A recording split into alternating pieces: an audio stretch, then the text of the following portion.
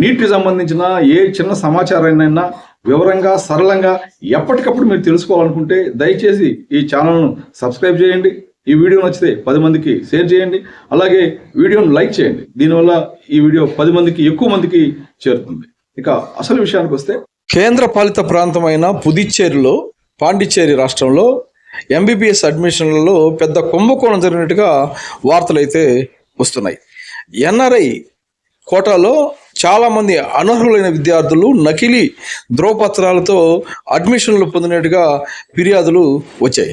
దీంతో 44 మంది పైన కేసులు కూడా, పోలీస్ కేసులు కూడా నమోదైనట్టుగా మీడియాలో వార్తలు వస్తున్నాయి.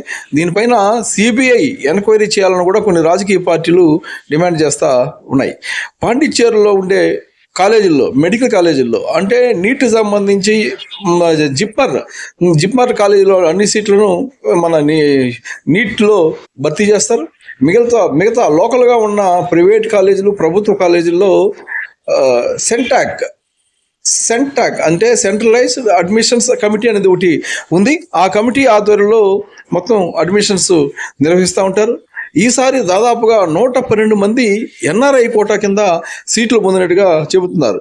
ఇందులో దాదాపు ఒక 44 మంది అనర్హులు, అంటే దొంగ సర్టిఫికెట్లు ప్రొడ్యూస్ చేసి, మామూలుగా ఎన్ఆర్ఐ కోటాలో సీట్లు పొందాలంటే విదేశాల్లో చదువుతున్న భారతీయుల పిల్లలు కానీ, లేదా ఇక్కడ చదువుతున్నప్పటికీ విదేశాల్లో ఉన్న వాళ్ళ బంధువులు ఎవరైతే ఇక్కడ ఉండే వాళ్ళని చదివించాలనుకుంటున్నారో వాళ్ళు కానీ సరైన ధృవీకరణ పత్రాలు ఇవ్వాల్సి ఉంటుంది.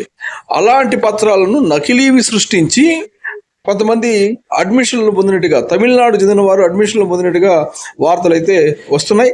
దీనిపైన విచారణ జరిపించారు.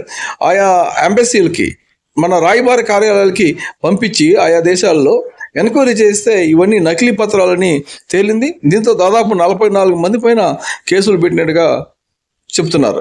అయితే ఇలాంటి కుంభకోణం ఈ 1 సంవత్సరం జరిగిందా, గతంలో కూడా ఇలాంటి కుంభకోణం జరిగిందా అనేది తెలియాల్సి ఉంది. అందుకనే దీనిపైన సమగ్రమైన విచారణ జరిపించాలని కొన్ని పార్టీలు డిమాండ్ చేస్తున్నాయి.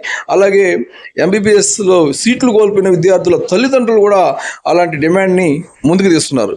మరి ఈ యానాం కుంభకోణం, ఎంబీబీఎస్ సీట్ల కుంభకోణం, ఈ పాండిచ్చేరి సీట్ల కుంభకోణం ఎలాంటి మలుపు తిరుగుతుందో, ఎలాంటి విషయాలు బయటకు వస్తాయో చూడాల్సిన అవసరం అయితే ఉంది. నమస్తే.